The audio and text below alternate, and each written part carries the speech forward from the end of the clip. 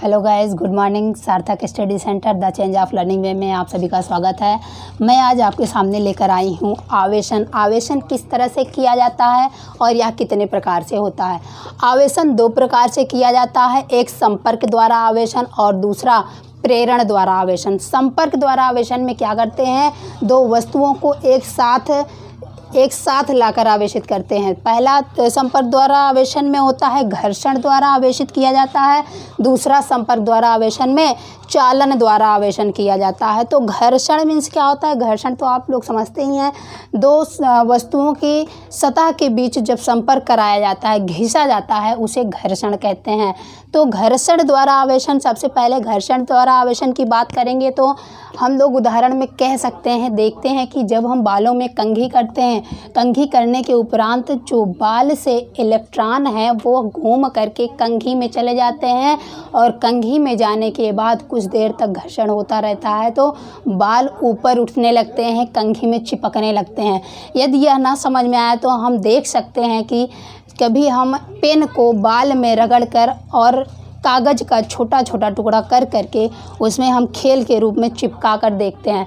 तो इसमें प्रक्रिया क्या होती है कि बालों से इलेक्ट्रॉन निकलकर उस प्लास्टिक की वस्तु में या कह सकते हैं उस पेन में आ जाता है और वह जो धन आवेशित रहता है कागज़ का टुकड़ा, वह अपनी ओर खींचने का प्रयत्न करने लगता है।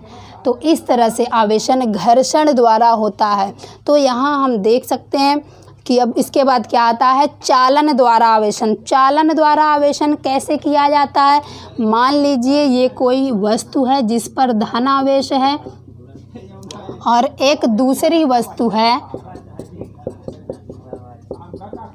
जो उदासीन है। इसे चालक तार द्वारा संपर्क कराया जाता है। चालक तार द्वारा एक दूसरे से संपर्क कराने के उपरांत मान लीजिए ये विभव है 1, ये है विभव 2। तो इस तरह से जब इसको चालक तार द्वारा जोड़ देते हैं तो इसमें से इलेक्ट्रॉन निकलकर, कुछ आवेश निकलकर विभव 2 में जाने लगते हैं। तो विभव 2 में कब तक जाएंगे, जब तक कि दोनों का विभव बराबर नहीं हो जाता, तब तक इसमें से विभव 1 में से इलेक्ट्रॉन निकल कर विभव 2 में जाने लगते हैं। या हम इसको परिभाषित कर सकते हैं कि इलेक्ट्रॉन विभव 1 में से विभव 2 में तब तक जाएंगे जब तक दोनों का विभवांतर शून्य नहीं हो जाता। विभवांतर इक्वल टू 0, तब तक इसमें से इसमें इलेक्ट्रॉन जाएंगे जब तक कि इसका विभवांतर शून्य ना हो जाए। तो इस तरह से संपर्क द्वारा आवेशन में, दोनों घर्षण में भी देखें संपर्क से ही आवेशन होता है और चालन में भी जब दोनों तार को जोड़ते हैं तभी आवेशन किया जाता है। अब आगे देखते हैं प्रेरण द्वारा आवेशन कैसे किया जाता है। प्रेरण द्वारा आवेशन में संपर्क नहीं होता है दोनों वस्तुओं के बीच। जैसे ये कोई वस्तु है, इस पर धन और ऋण दोनों प्रकार का आवेश है, इस तरह से आवेश है, और एक दूसरी वस्तु इसके सम्मुख लाई जाती है जो सिर्फ धन आवेशित रहती है। धन आवेशित वस्तु को जब इसके संपर्क में लाया जाता है तो देखा जाता है कि समान आवेशों के बीच प्रतिकर्षण होता है। तो समान आवेश यानी धन आवेश को प्रतिकर्षित करके किनारे कर देता है। तो इसके धनावेश एक किनारे हो जाते हैं और धन ऋण आवेश के बीच आकर्षण होता है। तो यह एक दूसरे को आकर्षित करेंगे तो इधर ऋण आवेश हो जाएगा।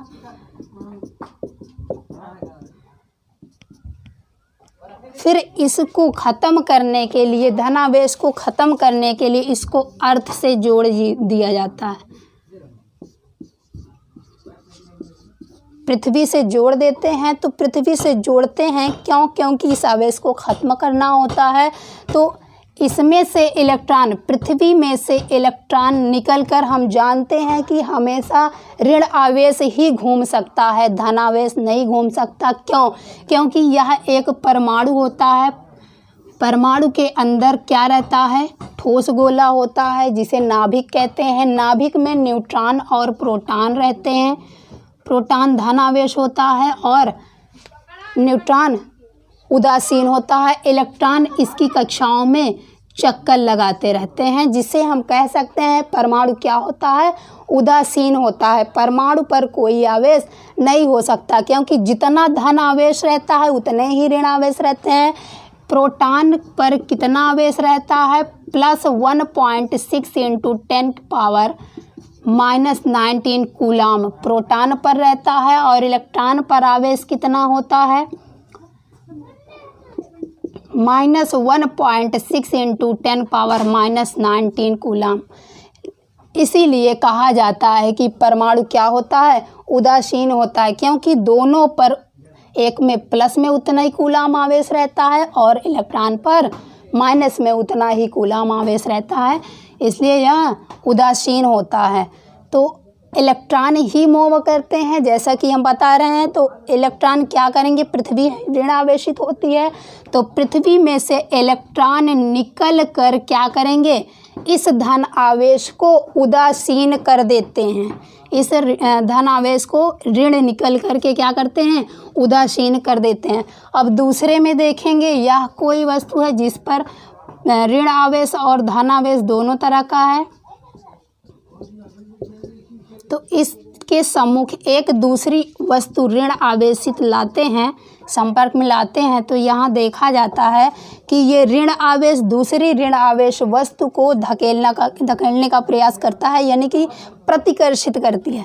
तो प्रतिकर्षण में ये इसको हटा देगा, तो ऋण आवेश एक तरफ हो जाएंगे और धन आवेश एक तरफ हो जाएंगे।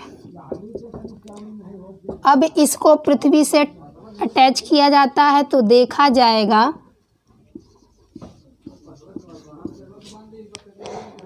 अब इसमें क्या होगा? पृथ्वी से अब इलेक्ट्रॉन तो आएगा नहीं, अब ये खुद इलेक्ट्रॉन चलकर पृथ्वी में चले जाएंगे, तो यह पूरा धनावेश बचेगा। तो इधर से पृथ्वी में इलेक्ट्रॉन जाके खत्म हो जाते हैं। पृथ्वी की धारिता अनंत होती है।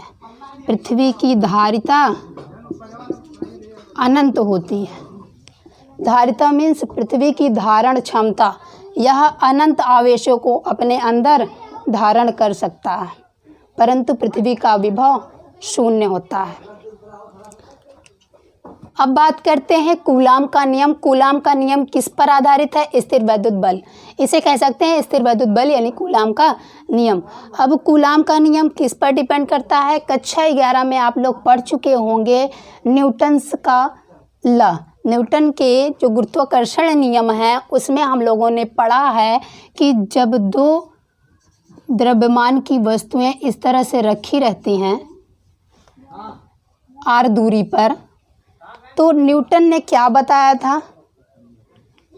किन्हीं दो वस्तुओं के बीच लगने वाला गुरुत्वाकर्षण बल उन दोनों वस्तुओं के द्रव्यमानों के गुणनफल के अनुक्रमानुपाती होता है तथा उनकी बीच की दूरी के वर्ग के व्युत्क्रमानुपाती होता है।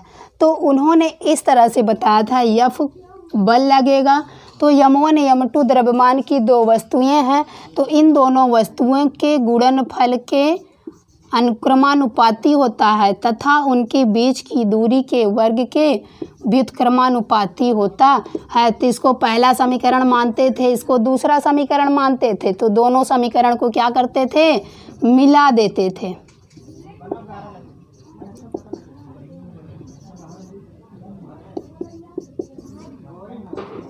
समीकरण 1 और समीकरण 2 को मिला देते थे, तो क्या मिलता था? m1 m2 अपान r²। अब प्रोपोर्शनल का साइन हटाने के लिए हम क्या करते थे? यहाँ इक्वल टू एक नियतांक लगाते थे, वह g हुआ करता था। तब m1 m2 अपान r², g क्या है? यहाँ पर नियतांक है, गुरुत्वाकर्षण नियतांक होता है। इस तरह से फार्मूला हमको निकल कर मिल जाता था गुरुत्वाकर्षण का। सेम टू कॉपी ये भी है कूलाम का नियम। यहाँ द्रव्यमान होता था तो अब क्या यहाँ पर होगा, 2 बिंदु आवेश होंगे। मानते हैं ये एक बिंदु है और एक ये बिंदु है। ये Q1 बिंदु आवेश है और यह Q2 बिंदु आवेश है। इसकी बीच की दूरी जो है वह r है। तो एकदम सेम इसी का 2 कॉपी यहाँ करेंगे।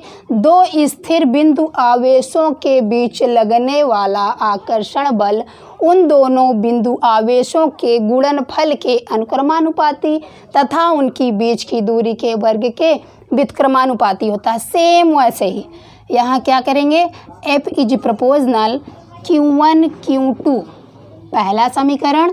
अब F इज प्रोपोर्शनल 1/r² दूसरा समीकरण बन जाएगा। अब दोनों समीकरण को मिलाने पर